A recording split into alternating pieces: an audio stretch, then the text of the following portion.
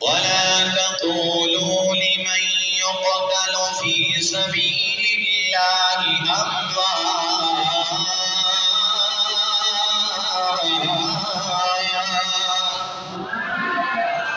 بل أحياء ولكن لا تشعرون۔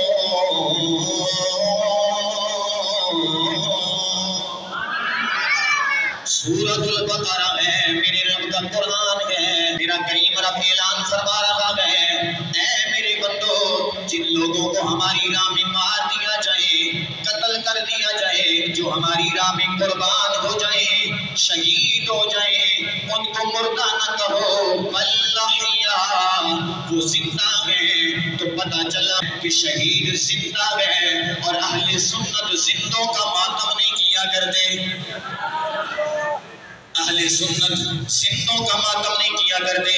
اور دوسرا قرآن مجید نے شہید کا مقام جو بیان فرمایا، فرمایا بل احیاء ولکن لا تشعرون۔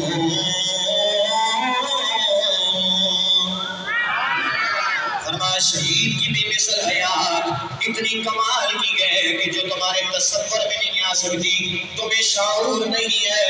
اے اللہ، عقل میں یہ بات نہیں آتی، دل و دماغ میں یہ بات نہیں سماتی، شہید زندہ کیسے ہے؟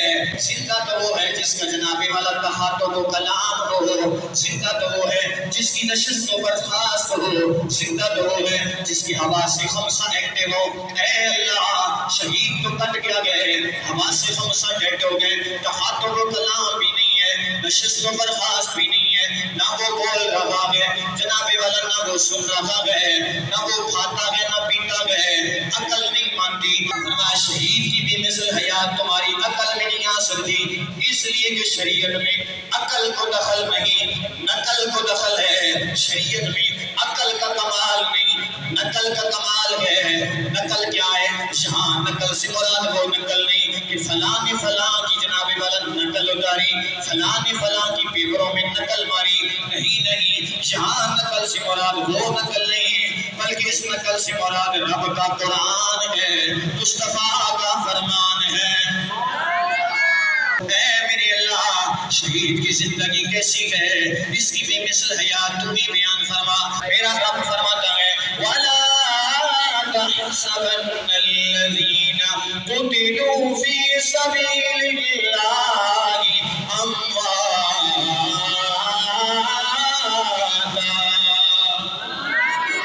بل أحياء عند ربهم يرزقون۔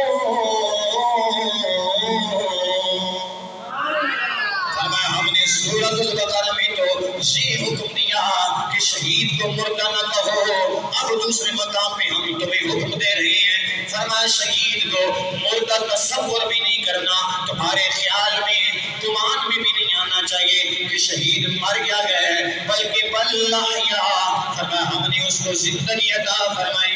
مولا کیسی زندگی عطا فرمائی؟ فرمایا بل احیاء عند ربهم يرزقون۔